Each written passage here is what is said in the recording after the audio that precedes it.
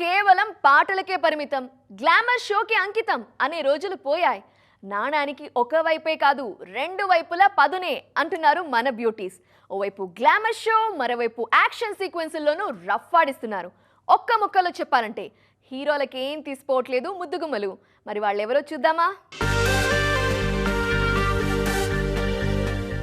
హీరోయిన్లంటే వాళ్లలోని glamour angle వాడుకోవడానికే చూస్తుంటారు makers. కానీ తమకు యాక్షన్ ఇమేజ్ కావాలంటున్నారు హీరోయిన్లు.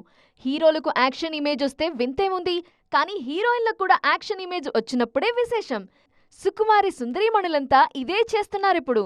సింపుల్గా మాస్ బొమ్మ చూపించేస్తున్నారు. రష్మిక మందన్న అంటే గ్లామర్ విత్ పర్ఫార్మెన్స్ అనే గుర్తొస్తారు.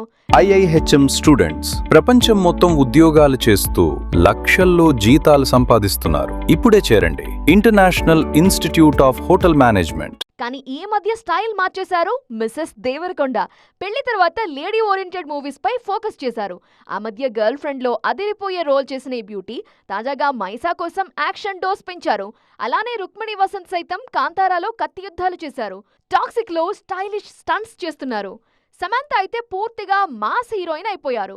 యశోద సినిమాలో అదిరిపోయే స్టంట్స్ చేసిన ఈ బ్యూటీ ఫ్యామిలీ మ్యాన్ 2, సిటాడెల్ లాంటి వెబ్ సిరీస్లలో దీన్నే కంటిన్యూ చేశారు. తాజాగా మా ఇంటి బంగారం సినిమాలో చీరకట్టులోనే యాక్షన్ సీన్స్ చేస్తూ రఫ్ ఆడించారు. గన్స్ పట్టుకొని మోత మోగించేస్తున్నారు. నయనతార ఎప్పటినుంచో యాక్షన్ పాత్రలు చేస్తూనే ఉన్నారు. ఆ మధ్య జవాన్లో అదిరిపోయే యాక్షన్ చేసిన నయన్ రెక్కై కోసం బాకు పట్టుకుని పెద్ద యుద్ధమే చేస్తున్నారు. వారణాసిలో ప్రియాంక చోప్రా సైతం అదిరిపోయే స్టంట్స్ చేస్తున్నారు. ఈ సినిమా కోసం ఆమె ప్రత్యేకంగా శిక్షణ తీసుకున్నారు. మొత్తానికి హీరోయిన్ల చూపంతా ఇప్పుడు యాక్షన్ రోల్స్ వైపు వెళుతోంది.